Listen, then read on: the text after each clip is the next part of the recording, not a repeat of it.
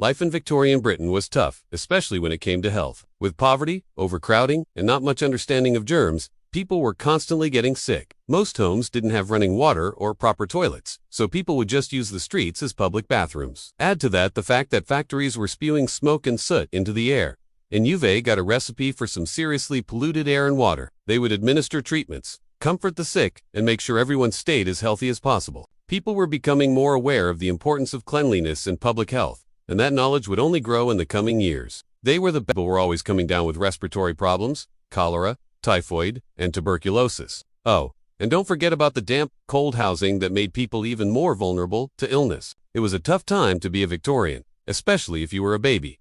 Many wouldn't make it past their first year of life with germs, so they weren't really able to help that much. And the treatments they did offer were often basic and sometimes dangerous. People relied on home remedies like herbal teas and mixtures made from honey, vinegar, and other natural ingredients. They also turned to specialists like apothecaries for help. But overall, medical care was pretty limited. First off, let's talk about how filthy Victorian cities were. By the end of the era, there was a growing understanding of public health and the importance of cleanliness. Cities began to implement better sewage systems and clean water supplies, which helped to prevent disease. It was a horrible disease that killed millions, but a vaccine was developed and it saved countless lives. But how did people treat these illnesses? Well, not very effectively, I'm afraid. The good news is that things were slowly starting to change. On an individual level, women were often the ones taking care of the sick at home. That's all for now. See you next time. Well, not really, but we are going to talk about school. Now, before we get started, I want to point out that this is part 6 of our series on the Victorian era. What do you think about when you hear the word squaw?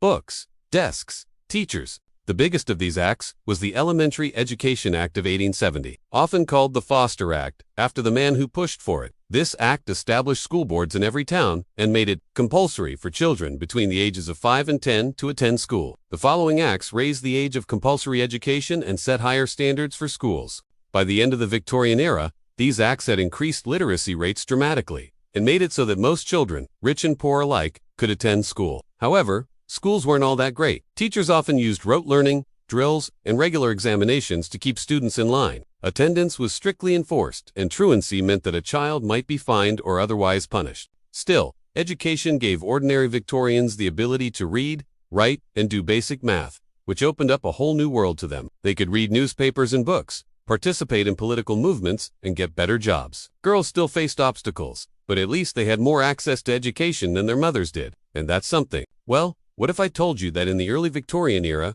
school wasn't all that common, especially for poor children who had to work in order to help their family survive? Yeah, that's right. Until the last half of the 1800s, schooling was a luxury, not a right. Working-class children spent their days in factories, fields, or as servants with little time or energy left over for school. And even if they did, schools often required payment of fees and uniforms, which poor children didn't have. Girls especially didn't go to school because society believed that they were only destined for domestic work. They learned how to run a household from their mothers, and were often taught accomplishments like needlework rather than reading, writing, and arithmetic. Some charitable folks did try to change this. Groups like the Sunday School movement provided basic education to poor children on their day off. These schools were founded to teach poor children how to read and learn moral lessons. Since most children weren't working on Sundays, it was a perfect opportunity for them to attend. The first Sunday school was established in 1780, and by mid-century, there were thousands of them across Britain. Religious groups and philanthropists funded most of these schools, and they aimed to provide at least some basic literacy and numeracy skills to poor children. If you haven't already, be sure to check out the rest of the series. Also, if you're a teacher or a student of the Victorian era, be sure to follow us for classroom resources and lesson plans. Imagine you're a child living during the Industrial Revolution. You've got 2 problems. First, you're poor. Second, you have to work long hours in a factory. So do your parents, and neither of them can really read or write. Is there any hope for you? Maybe, if you're lucky, you might get some free schooling. But then again, maybe not. What's an ambitious poor kid to do? Let's find out. All right, class is in session. Pay attention. Okay, class. Let's start with a pop quiz. However, a major push for schooling came when the government passed a series of education acts starting in 1833. All right, class dismissed. See you next time.